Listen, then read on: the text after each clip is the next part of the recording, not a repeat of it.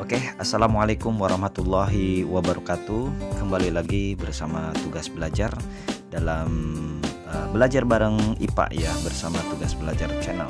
Pada kesempatan kali ini kita akan coba membahas tentang materi yang sangat menarik, yaitu partikel penyusun benda mati dan makhluk hidup. Nah, partikel penyusun benda mati dan makhluk hidup seperti apa sih partikel penyusun benda mati dan makhluk hidup ini? Kita akan coba kupas tuntas ya di channel tugas belajar channel ini. Oh ya, sebelum kita masuk ke materi, jangan lupa bagi kamu yang belum subscribe, silakan untuk di subscribe dan jangan lupa tekan saja tombol loncengnya karena semuanya gratis ya untuk kamu. Boleh sharekan ke teman-teman kamu yang lain. Baik, kita akan coba lanjut aja bahasanya. Pertanyaan yang paling pertama sebelum kita masuk ke pembelajaran adalah mengapa sih tanaman itu harus dipupuk? Mungkin ada muncul pertanyaan ya ketika para petani memupuk tanaman, sebetulnya partikel apa sih yang diberikan oleh petani itu ke tanaman gitu ya? Partikel apa saja dalam pupuk tersebut? Oke, ternyata luar biasa ya, Maha Besar Allah Subhanahu Wa Taala yang telah menciptakan alam ini lengkap dengan berbagai zat yang berfungsi untuk menjaga kelangsungan hidupnya. Misalnya fotosintesis ya yang terjadi pada tumbuhan, ternyata itu punya peran yang sangat penting. Apa perannya? Ya salah satunya adalah menyediakan oksigen dan bahan makanan untuk hewan dan manusia. Kalian bisa bayangkan bagaimana kalau tidak ada tumbuhan, bagaimana kita bisa menghirup oksigen. Sementara kita diciptakan oleh Sang Pencipta dengan sistem yang sangat luar biasa dan kita membutuhkan yang namanya oksigen. Dan oksigen itu ternyata oleh Sang Pencipta telah disediakan di alam ini ya, yaitu melalui tumbuhan ya, salah satunya melalui proses fotosintesis ini kayak gitu ya. Nah, ini kalian bisa lihat ya, daun yang sudah tua kemudian akan jatuh menjadi sampah dan akan mengalami proses pembusukan atau penguraian. Pada proses penguraian misalnya, zat-zat penyusun daun itu akan diubah menjadi zat-zat yang lebih sederhana ya. Jadi zat-zat penyusun daun itu akan diubah menjadi zat yang lebih sederhana dan dapat digunakan sebagai pupuk kompos. Jadi sangat bermanfaat ya untuk tumbuhan. Dari penjelasan tersebut kita mengetahui bahwa di alam ini terjadi proses adanya pembentukan zat-zat ya, seperti pada proses fotosintesis yang tadi diceritakan. Jadi fotosintesis itu adanya proses pembentukan zat ya, dibentuklah glukosa begitu ya, glukosa yang nanti akan menghasilkan juga oksigen gitu ya, seperti itu. Kemudian selain ada pembentukan zat-zat, ternyata juga ada penguraian zat-zat ya. Jadi diuraikan dari yang tadinya kompleks menjadi yang lebih sederhana lagi. Ya, penguraian zat-zat ini seperti pada pembusukan daun ini ya. Kita lihat bagaimana daun yang lapuk nanti akan dibusukkan dan menjadi daun kompos gitu ya. Jadi luar biasa ya. Ini juga mungkin menjadi pelajaran bagi kehidupan kita ya. Apalagi kalau daun bunga ketika sedang memejehna mekar begitu ya, hijau atau berwarna-warni kalau bunga begitu ya. Tapi ternyata tidak selamanya segar ya daun tersebut, tidak selamanya bunga tersebut mekar. Akan ada pada saat tertentu daun tersebut akan lapuk ya, akan lemah ya kayak gitu. Kemudian lapuk, kemudian akhirnya jatuh dan akhirnya diuraikan kembali ke tanah begitu ya, seperti itu. Kita juga manusia tentu tidak akan selamanya seperti ini muda begitu ya, seperti kalian yang mungkin masih remaja gitu ya, akan tumbuh menjadi muda, pemuda gitu kan. Dan itu tidak selamanya akan menjadi pemuda terus, tetapi akan tua ya, mungkin setelah tua juga akan mengalami kelemahan begitu ya, seperti itu. Begitulah alam telah dibuat oleh Sang Pencipta dengan sangat luar biasa. Baik, anak-anakku sekalian, zat-zat yang ada di alam ini tersusun atas partikel yang sangat kecil ya, yang disebut dengan atom. Jadi penyusun alam ini ya, zat-zat yang ada di alam ini tersusun atas partikel yang sangat kecil yang disebut dengan atom begitu, yang disebut dengan atom. Masih ingatkah kamu pembahasan mengenai fotosintesis yang telah kamu pelajari di kelas 7 misalkan ya, seperti itu. Nah, ini ada daun begitu ya, ini ada daun. Kalau kita ambil daun ini diperbesar, kita ambil salah satunya, ini ada jaringan apa namanya itu, palisade ya, ada jaringan palisade. Nah, di sini jaringan palisade ini ada stomata ya, ada jaringan epidermis, jaringan yang paling atasnya begitu ya. Kemudian kalau kita ambil salah satu gambar yang ini, yang kalau kita ambil diperbesar lagi, ini akan ada sel daun ya, sel daun. Dan di dalam sel daun ini kalau kita ambil salah satu bagian yang ini ya, ini ada kloroplas ya, kloroplas ya. Ternyata kalau kloroplas ini bentuk kloroplas yang sudah diperbesar ini kita perbesar lagi, ternyata di dalamnya itu ada molekul klorofil ya, ada molekul klorofil, di mana molekul klorofil ini terdiri dari rangkaian atom karbon, ada atom magnesium, dan ada atom karbon ya. Inilah struktur penyusun daun. Jadi di struktur daun ini tuh ada zat penyusunnya yang terdiri salah satunya dari atom magnesium, kemudian ada atom karbon. Nah, ini mungkin masih ingat ya pembelajaran di kelas 7 kayak gitu kan. Baik, anakku sekalian ya, fotosintesis pada tumbuhan itu jelas ya memerlukan gas karbon dioksida ya, gas karbon dioksida, CO2, dan juga membutuhkan air atau H2O kayak gitu ya, seperti itu. Nah, pada fotosintesis tumbuhan ini selain membutuhkan CO2 dan H2O, dia juga akan menyerap sinar matahari sebagai sumber energi. Jadi sumber energinya itu dari sinar matahari. Nah, untuk apa? Untuk menjalankan reaksi fotosintesis yang nanti akan mengubah gas karbon dioksida itu berserta dengan air akan diubah menjadi glukosa, atau rumus kimianya itu adalah C6H12O6 kayak gitu ya. Nah, tahukah kamu bahwa klorofil sendiri ya, klorofil sendiri itu ternyata merupakan senyawa yang tersusun atas beberapa atom ya, seperti di gambar yang tadi. Ternyata klorofil itu tersusun diantaranya dari apa? Dari atom karbon atau atom C ya, kemudian ada atom hidrogen atau atom H, dan ada juga atom oksigen atau O ya. Dan juga ternyata ada nitrogen ya, nitrogen dan juga magnesium atau atom Mg. Nah, kita bisa lihat ya bagaimana kalau kita hidup dengan tumbuhan-tumbuhan ya, segar banget ya, segar, pasti segar sekali. Kalian bisa bayangkan kalau di sini nggak ada tumbuhan, yang adanya misalkan tumbuhan dari plastik ya, tentu kita akan sulit untuk menghirup oksigen. Mungkin harus beli oksigennya, tapi ternyata alam tidak menjual oksigen ya. Alam memberikan oksigen itu dengan gratis kepada kita semua, dan itu semua diberikan oleh Sang Pencipta. Oleh karena itu, bersyukurlah kita kepada Sang Pencipta ya, atas segala karunia kenikmatan yang telah Dia berikan kepada kita kayak gitu. Nah, ini rumus kimia dari reaksi kimia dari fotosintesis ya, dari CO2 karbon dioksida, kemudian H2O, kemudian dibutuhkan sinar matahari, kemudian dia akan terbentuk zat yang namanya glukosa ya, C6H12O6, dan juga oksigen atau O2 yang kemudian nanti dibutuhkan oleh makhluk hidup kayak gitu. Baik anak-anak sekalian, jadi molekul glukosa atau C6H12O6 itu mempunyai atom-atom penyusun, yaitu ada atom karbon, ada atom hidrogen, ada atom oksigen ya.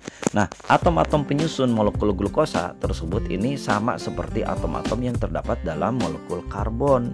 Ya, ternyata atom C6H12O6 itu ternyata sama molekulnya dengan menyusun dengan atom yang kemudian menyusun karbon dioksida dan air gitu kan, seperti itu. Nah, baik, melalui reaksi kimia, zat-zat itu dapat bereaksi dan membentuk zat baru yang punya sifat kimia yang berbeda dengan zat-zat asalnya. Contohnya pada pembentukan glukosa ya. Glukosa yang terbentuk pada proses fotosintesis ini mempunyai sifat kimia dan sifat fisika yang berbeda dengan zat-zat pembentuknya, yaitu berbeda dengan gas karbon dioksida, berbeda juga dengan air. Gas karbon dioksida berupa gas ya, air berupa cair begitu ya. Misalnya saja nih glukosa itu ternyata berbentuk kristal ya, kemudian rasanya manis. Sedangkan karbon kita tahu ya, karbon dioksida atau CO2 itu berwujud gas. Air ya tentu berwujud cair kayak gitu ya. Itu ternyata berbeda sekali. Nah, ini CO2 ini ya, kalian bisa lihat ya, CO2 yang bentuknya gas kayak gitu kan. Kemudian air H2O, ketika CO2 dengan H2O itu bereaksi, ternyata tentu dibantu dengan ada energi dari sinar matahari tersebut itu ya, nanti akan menghasilkan C6H12O6 atau glukosa yang tadi bentuknya itu berupa kristal ya. Selain itu nanti akan menghasilkan O2 ya, atau oksigen kayak gitu ya, seperti itu. Nah ini salah satu contoh glukosa ya. Nah ini nanti glukosa glukosa ini nih, rangkaian kimia ini seperti gambar ini ya. Ada glukosa, ada fruktosa ya, kayak gitu. Ini ada sukrosa, ada fruktosa, ada glukosa. Nah ini kalau glukosa itu seperti ini ya rangkaian kimianya. Oke, nah selanjutnya sahabat pelajar semuanya, dua atom atau lebih yang kemudian dia bergabung melalui proses kimia itu akan membentuk molekul.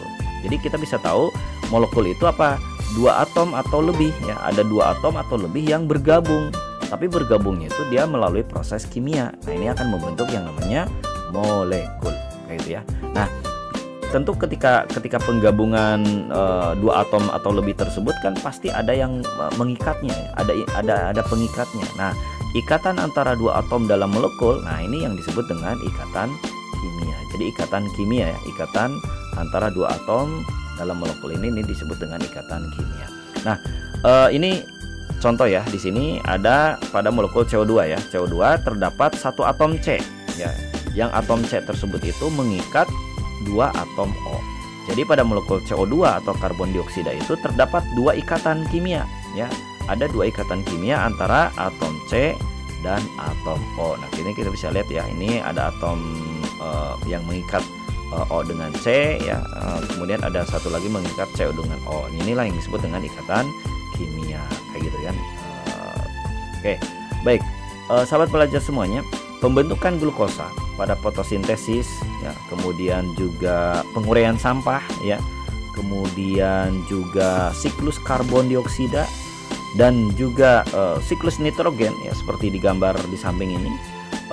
Itu semua baik itu pembentukan glukosa pada fotosintesis yang tadi sudah disampaikan, penguraian sampah, kemudian siklus karbon dioksida dan juga siklus nitrogen seperti digambar di samping ini, itu ternyata merupakan contoh-contoh proses kimia yang terjadi di alam yang dapat menjaga keseimbangan alam. Jadi luar biasa ya, sang pencipta itu telah menciptakan alam ini itu penuh dengan keseimbangan ya, seperti penuh dengan keseimbangan ya. Wa wada'al mizan. Jadi Allah tuh telah meletakkan segala sesuatu tuh dengan penuh keseimbangan ya. Jadi dengan berbagai prosesnya. Nah, seperti misalkan siklus nitrogen yang di samping ini ya. Ini N2 atau nitrogen di atmosfer gitu ya. Nanti akan di ada bakteri pengikat nitrogen bebas ya, misalnya ada Azotobacter rhizobium gitu ya. Kemudian juga nanti ada proses amonifikasi ya, bakteri pengikat nitrogen di tanah nanti akan amonifikasi menjadi NH3, kemudian menjadi NH4+ gitu ya. Kemudian di sini ada terjadi nitrifikasi ya, menjadi NO2+, kemudian akan menjadi nitrat, yang kemudian nitrat ini diserap oleh tanaman begitu ya. Kemudian yang lainnya itu akan terjadi denitrifikasi oleh bakteri Pseudomonas kayak gitu kan, yang kembali menjadi N2 ke alam, terus seperti itu ya, berputar kayak gitu. Dan ini tidak ujuk-ujuk ya, semuanya pasti ada yang mengatur, ada yang mendesainnya kayak gitu ya. Baik, zat-zat kimia yang diperlukan makhluk hidup selain disediakan oleh alam, ini juga ada yang dibuat oleh manusia ya, melalui proses kimia dalam industri. Contoh misalkan pupuk buatan ya, pupuk buatan yang pada umumnya digunakan oleh petani untuk memupuk tumbuhan ya, seperti pupuk urea, itu banyak mengandung unsur nitrogen ya dalam bentuk ion amonium atau NH4+ kayak gitu.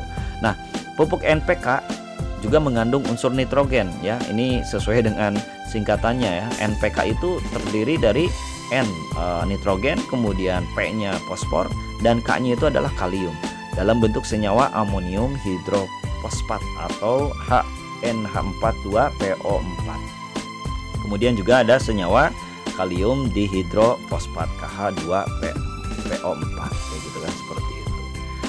Baik, sahabat pelajar semuanya, lalu bagaimana partikel dalam benda dan makhluk hidup itu ya? Partikel dalam benda dan makhluk hidup itu, apa sih partikel itu? Nah, partikel itu ya betul ya, partikel itu apa? Jadi partikel itu adalah bagian terkecil dari suatu materi yang masih mempunyai sifat materi itu. Nah, itu partikel. Jadi partikel itu adalah bagian terkecil dari suatu materi yang masih punya sifat. Jadi dia masih punya sifat dari materi tersebut. Itu namanya partikel. Partikel itu dapat berbentuk atom. Ya, ada berbentuk atom, ada juga berbentuk molekul dan juga berbentuk ion. Jadi bisa berbentuk atom, bagian yang terkecil tadi ya, ada molekul, ada ion. Nanti kamu harus bisa membedakan apa itu atom, apa itu molekul, apa itu ion. Atom sendiri apa? Nah, atom itu adalah bagian terkecil dari suatu unsur yang masih memiliki sifat unsur tersebut. Bagian terkecil dari suatu unsur yang masih memiliki sifat unsur tersebut ya. Atau dalam istilah lain katanya atom itu ya nggak bisa dibagi-bagi lagi, tapi dia memiliki sifat unsur tersebut. Nah, tahukah kamu bahwa tubuh hidup itu, ya, tubuh makhluk hidup itu tersusun dari miliaran atom-atom. Kalian bisa bayangkan ya, miliaran atom-atom yang menyusun tubuh makhluk hidup. Atom-atom itu dapat berikatan satu sama lain membentuk molekul. Jadi molekul itu lebih besar lagi daripada atom ya, yaitu sudah adanya ikatan kayak gitu ya, seperti itu. Jadi kalau begitu apa molekul? Ya, betul. Molekul itu berarti gabungan antara dua atau lebih atom-atom yang melalui ikatan kimia tertentu. Ya, jadi di sini ada kata kuncinya ya. Ada gabungan ya, gabungan antara dua atau lebih ya, dua atau lebih atom, dan gabungannya itu melalui ikatan kimia tertentu. Jadi ada ikatan kimianya yang tadi disebut dengan ikatan kimia tersebut ya, ikatan kimia tertentu. Oke, nah ini contohnya ya. Molekul itu dapat tersusun sedemikian rupa sehingga menjadi struktur tertentu ya. Misalnya rambut ya, misalnya rambut ini ternyata tersusun dari molekul-molekul yang mengandung unsur karbon atau mengandung unsur C, hidrogen ya atau H, kemudian nitrogen atau N, dan sulfur atau S kayak gitu ya. Jadi rambut itu tersusun dari molekul yang mengandung C, H, kemudian N, dan sulfur. Sedangkan tulang itu mengandung kalsium, dia mengandung Ca ya, mengandung fosfor atau P, dan mengandung oksigen. Jadi ternyata tubuh kita ini susunan molekulnya itu antara rambut dengan tulang itu berbeda ya, kayak gitu ya, berbeda. Nah, selain pada makhluk hidup, benda ya seperti kayu, kemudian plastik, air, udara, kain, dan benda-benda lain ternyata juga merupakan zat kimia yang tersusun atas senyawa-senyawa tertentu ya, tersusun atas senyawa-senyawa tertentu ya, kayak gitu. Nah, dalam senyawa nih, dalam senyawa itu apa? Molekul itu tertata sedemikian rupa ya, sehingga dia memberikan sifat-sifat tertentu. Ya, plastik misalkan ya, dia bersifat lentur ya karena molekul-molekul penyusunnya itu mempunyai rantai yang panjang. Ternyata arang tuh mudah patah ya. Kenapa? Karena susunan antara atom-atom penyusunnya itu banyak terdapat ruang kosong kayak gitu. Jadi ternyata plastik dengan arang itu punya sifat-sifat yang berbeda ya, punya sifat-sifat tertentu kayak gitu ya. Ada yang sifatnya lentur, ada yang mudah patah, dan sebagainya kayak gitu. Nah, ukuran molekul itu sangat kecil ya, sehingga tidak bisa diamati bahkan dengan mikroskop biasa pun itu tidak bisa diamati karena saking kecilnya kayak gitu ya. Lalu pertanyaannya adalah bagaimana kamu dapat mengetahui bahwa materi yang ada di sekitarmu itu mengandung zat yang berbeda gitu ya. Bagaimana kita mengetahui bahwa ini zatnya berbeda antara satu benda dengan benda yang lain kayak gitu ya. Nah, maka secara sederhana untuk mengetahui kandungan zat dalam suatu benda atau makhluk hidup itu, maka kamu bisa mempraktekkan melalui aktivitas 81 ya. Kamu bisa lihat di buku paket ya, aktivitas 81. Oke, ada pertanyaan ya, apakah tiap-tiap benda jika dibakar itu akan menghasilkan bau yang berbeda-beda? Ya, jika ya misalkan ya ketika kamu melakukan aktivitas tersebut, praktek tersebut ya, jelaskan mengapa hal tersebut terjadi ya. Jadi misalkan ketika Anda itu nanti melakukan uji untuk mengetahui gitu ya, misalkan rambut gitu ya yang dibakar dengan kertas yang dibakar kayak gitu kan, apakah itu akan menghasilkan bau yang berbeda? Atau misalkan kayu yang dibakar dengan kertas gitu ya. Nah, jika iya, jelaskan mengapa hal tersebut terjadi. Kira-kira bisa jawab gak ya? Apakah bau rambut dan bau bulu unggas yang telah dibakar sama nih, itu akan memiliki bau yang sama gitu kan, atau berbeda gitu ya. Nah, mengapa demikian? Apakah bau kertas dan bau kayu yang telah dibakar itu sama atau berbeda? Kalau sama, mengapa? Ya, apa unsur yang terkandung dalam bahan tersebut kira-kira? Kayak gitu ya, seperti itu. Nah, apakah bau plastik dan bau daun yang telah dibakar itu sama? Apakah zat yang terkandung pada kedua bahan tersebut? Nah, ini pertanyaan ini sangat menarik untuk kamu boleh coba ya. Kamu bisa nanti lihat di aktivitas 81 ya. Kayak gitu. Oke. Coba kamu pikirkan, mengapa benda-benda itu jika dibakar itu dapat menghasilkan bau yang berbeda-beda, kayak gitu ya. Tahukah kamu bahwa ketika benda-benda dibakar akan menyebabkan zat-zat yang terkandung di dalamnya itu berubah menjadi zat lain. Terbentuknya zat baru tersebut ini ditandai antara lain oleh apa? Oleh warna ya, oleh warna dan bau yang berbeda, gitu ya. Artinya apa? Berarti setelah terjadi pembakaran itu ada zat baru ya yang ditandai tadi oleh warna dan bau yang berbeda. Dengan kata lain, bila bau yang kamu cium berbeda, berarti kandungan zat yang ada dalam benda tersebut juga ya tentu berbeda, kayak gitu kan. Nah, bahan-bahan yang berbeda ini terdiri atas senyawa-senyawa dan unsur-unsur yang juga berbeda, kayak gitu kan. Jadi berbeda kayak gitu. Nah, tapi kalau misalkan sama, oh berarti zat yang mengandungnya itu sama. Nah, kita punya data ya. Jadi setelah kamu nanti boleh kamu ya coba ya, di rumah, tapi hati-hati ya untuk mengetesnya, mengujinya agar tidak terjadi kebakaran tentunya. Ternyata bulu unggas itu sebelum dibakar ya dia tidak berbau ya, rambut juga tidak berbau. Nah, sepotong daging juga tidak berbau. Tapi ketika sudah dibakar ternyata bulu unggas, bulu unggas, rambut, kemudian sepotong daging tuh ternyata ketiganya itu memiliki bau yang hampir sama ketika dibakar. Memiliki bau seperti arang gitu kan, seperti itu. Nah, ternyata dia mengandung zat yang hampir mirip ya. Ada keratin ya untuk rambut dengan bulu unggas. Kemudian untuk daging itu ada serabut kolagen atau serabut elastis. Nah, kalau plastik itu baunya menyengat ya. Kemudian karena bahannya ini polietilena ya. Kemudian kalau kayu dan kertas, nah ini kayu dan kertas ini menarik ya. Ketika sudah dibakar itu ternyata benda kayu, kertas, daun ya, termasuk kain ya, kain perca jenis katun. Nah, itu kamu coba bisa bandingkan ya. Jenis kain katun dengan kertas itu hampir mirip setelah dibakar. Jadi keempat benda ini tuh memiliki bau yang hampir sama ketika dibakar ya. Termasuk bentuknya juga hampir sama gitu kan. Nah, ternyata zat yang terkandungnya pun memiliki hampir sama ya. Untuk kayu dia punya kandungan zat terkandungnya itu selulosa ya, C6H10O5. Kemudian ada lignin ya, C31H34O11. Sedangkan untuk kertas, daun dan katun itu zat yang terkandungnya itu adalah selulosa ya, yaitu C6H10O5. Sama ya kayak gitu. Sedangkan karet ban ya, karet ban kalau dibakar itu menyengat. Ini menyengat hampir mirip dengan plastik gitu ya, seperti karena kimia ya. Oke, baik. Sahabat pelajar semuanya, jadi selain disusun oleh molekul yang berbeda ya, jadi tadi kan penyusun itu berbeda ya.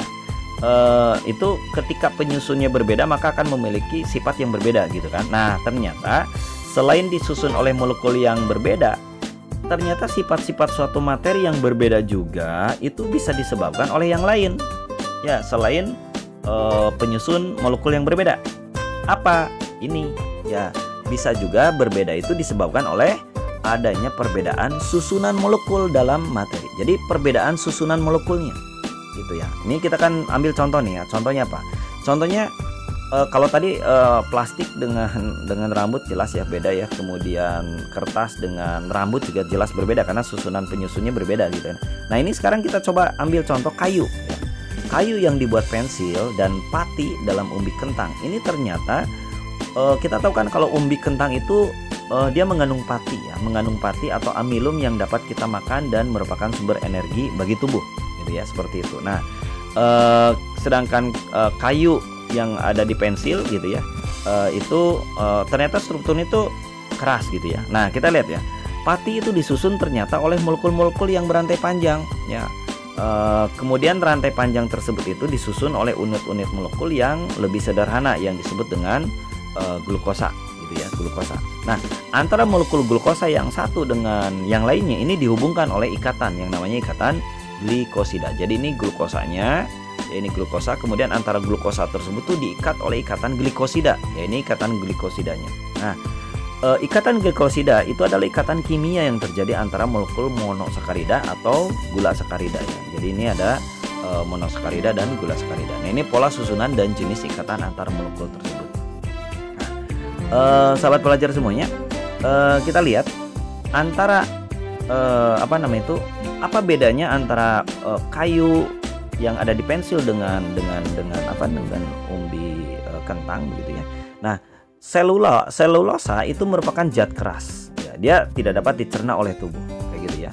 Sedangkan amilum itu dapat dicerna oleh tubuh kayak gitu ya. Nah, jelas kalau misalkan si kentang dia memiliki amilum ya, mengandung amilum, maka dia dapat dicerna oleh tubuh. Sementara ini mengandung selulosa gitu ya, zat keras ya, tentu tidak dapat dicerna. Jadi kita nggak akan bisa makan pensil gitu ya.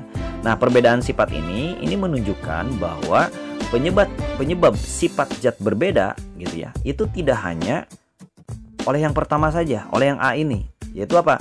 Tidak hanya ditentukan oleh jumlah dan jenis atom-atom penyusun molekulnya yang tadi kita gambarkan di awal begitu ya, tapi juga penyebab sifat zat berbeda itu juga ditentukan oleh yang namanya pola susunan dan jenis ikatan antar molekul penyusun zat tersebut ya. Seperti kalian bisa lihat di sini ya.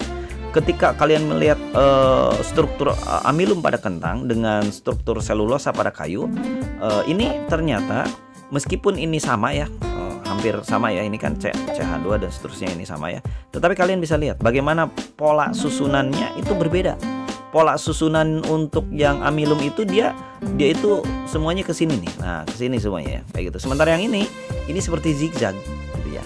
Sehingga mana yang lebih kuat gitu ya. Kalian bisa lihat ya, sesuatu benda yang zigzag disatuin gitu ya. Kiri atas atau kiri atas di atas bawah disatuin gitu, saling mengikat gitu ya, dengan hanya bawah saja yang sambunginnya gitu. Mana kira-kira yang kuat? Ya betul, yang zigzag itu lebih kuat kalau disambungkan. Nah gitu ya, seperti itu. Jadi ternyata selulosa itu memiliki sifat yang keras. Ini melihat dari susunan polanya ya. Jadi pola susunan dan jenis ikatan antar molekul juga itu akan menyebabkan sifat zat itu berbeda. Oke, baik sahabat-sahabat. Jadi pada contoh-contoh senyawa yang telah kamu pelajari, tiap-tiap senyawa itu mempunyai rumus molekul tertentu. Nah, rumus molekul menunjukkan jenis atom yang menyusun suatu molekul dan perbandingannya. Nah, ini kamu bisa lihat jumlah dan jenis atom dalam suatu molekul ya. Dia akan menghasilkan senyawa yang sifat dan jenisnya sangat berbeda. Seperti misalkan pada molekul H2O. Ada H2O, ini hanya hanya ada 2, sedangkan yang kedua itu ini H2O2. Jadi H-nya itu ada 2, O-nya ada 2. Nah, perbandingan jumlah atom O dan H dalam molekul berbeda sehingga kedua senyawa tersebut mempunyai sifat yang sangat berbeda. Jadi ketika jumlah atomnya dan jenis atomnya dalam suatu molekul itu berbeda, maka akan menghasilkan senyawa yang juga sifatnya berbeda. H2O dengan H2O2 ya jelas sifatnya berbeda begitu ya. Nah, oke. Dari sini kita bisa lihat, jadi bahan yang berbeda ya, bahan yang berbeda itu tersusun oleh zat-zat yang berbeda, betul ya. Jadi bahan yang berbeda itu tersusun oleh zat-zat yang berbeda. Kemudian zat-zat yang berbeda itu mempunyai perbedaan jumlah dan jenis atom penyusun. Jadi punya perbedaan jumlah dan jenis atom penyusun. Nah, kemudian sifat-sifat bahan yang berbeda juga dapat disebabkan oleh perbedaan ikatan antar perbedaan struktur atau susunan molekul penyusunnya. Kayak gitu ya. Jadi perbedaannya itu disebabkan oleh hal-hal tersebut gitu ya. Nah, ini contoh unsur penyusun tubuh manusia ya. Ini kita bisa lihat ya, ternyata unsur yang menyusun tubuh manusia itu 96% tubuh manusia itu disusun oleh oksigen, karbon, hidrogen dan nitrogen ya. Ini lambangnya, presentasinya ada di sini. Yang paling besar itu oksigen ya, 65%, kemudian karbon 18,5%, hidrogen 9,5% dan nitrogen 3,3%. Sementara unsur yang menyusun sekitar 3,99% tubuh manusia ini tersusun oleh yang kecil sekali ya. Ini ada kalsium, ada fosfor, ada kalium, ada sulfur, ada natrium, ada klor, ada magnesium ya. Sampai kemudian unsur tersebut itu menyusun tubuh manusia sekitar 3,99. Ini agak lebih besar ya. Tapi ada yang lebih kecil lagi, yaitu unsur yang menyusunnya sekitar 0,01 ya. Di sini ada beberapa unsur, diantaranya ada boron, kromium, Cr ya, kobalt, tembaga. Jadi ada tembaganya tapi kecil banget gitu.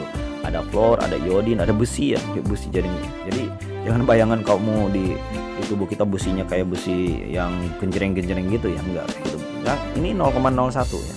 Kemudian ada mangan, ada MO, ada selenium, ada silikon, ada timah, ada vanadium juga, dan ada seng juga ya.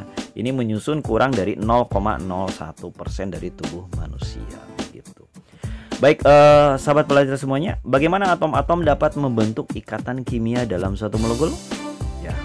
Nah, ternyata untuk atom ya itu dapat membentuk ikatan kimia dalam suatu molekul itu seperti apa? Nah, kita akan bahas atom dan partikel penyusunnya ya. Atom dan partikel penyusunnya kayak gitu kan. Nah, seperti apa atom dan partikel penyusunnya? Kita nanti akan bahas setelah pesan-pesan atau di bagian yang berikut ini ya. Oke, itu aja dulu untuk sementara. Terima kasih. Bersambung ke bagian yang kedua ya. Assalamualaikum warahmatullahi wabarakatuh.